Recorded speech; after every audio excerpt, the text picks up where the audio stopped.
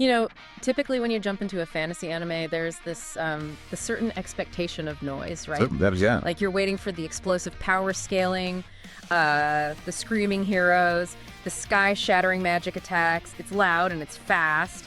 But then you step into season 2 of Susanoo Frieren, and it's like someone hits the mute button. Yeah, they just completely turn off that chaos. Right. So welcome to today's deep dive. We actually got our hands on this really passionate text exchange between some hardcore fans analyzing this exact shift in the source material. And our mission for you today is to figure out why this season trades that typical anime hype for this quiet, really heavy exploration of time, memory, and emotional growth. The real emotional core we're looking at here is the physical act of retracing a journey.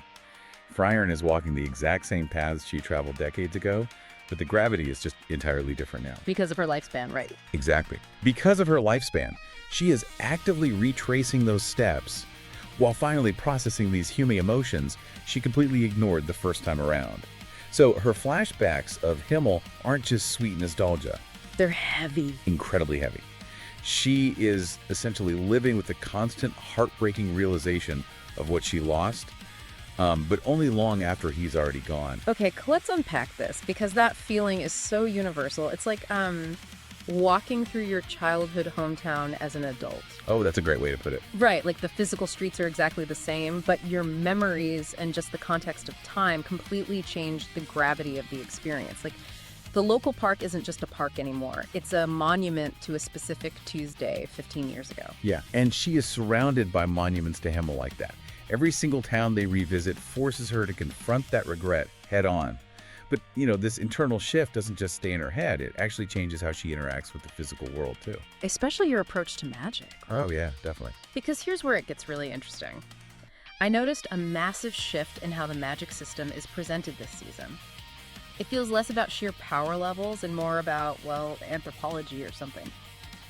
Does the deeper magic system actually act as a metaphor for her new worldview? It totally does. It introduces empathy as a literal mechanism for magic. The new mages she meets force her to look at spellcasting differently. We see the system deepen to include history and distinct philosophies. So she's not just casting spells to blow things up. Right, instead of just memorizing an incantation for destruction, she has to understand the creator of the spell. By learning the history behind a technique, she is practicing empathy. Wow. Yeah, she's learning to understand the fleeting human lives that crafted the magic in the first place. That's fascinating, and you've probably noticed this yourself if you've watched her interact with the new generation of mages. She's not just a walking cheat code anymore, she's a student of humanity. But, so what does this all mean for the actual action? Well, it completely flips what holds narrative weight. Because let's be real, if you strip the hype and explosive battles out of a fantasy anime, don't you risk boring the audience to tears? Is it precisely because the show pulls you in so slowly that these sparse fights feel so impactful? Yeah, absolutely. Think about it. To an immortal being, a physical battle is just a blink of an eye.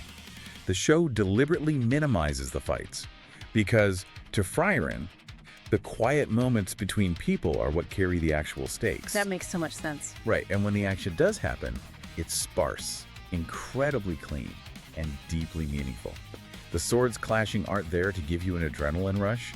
They are the physical payoff to the quiet character building we've been watching. So the violence is almost secondary to the emotional resolution. It's not just random action to keep our attention spans happy. Exactly. It asks the viewer to adopt her perception of time.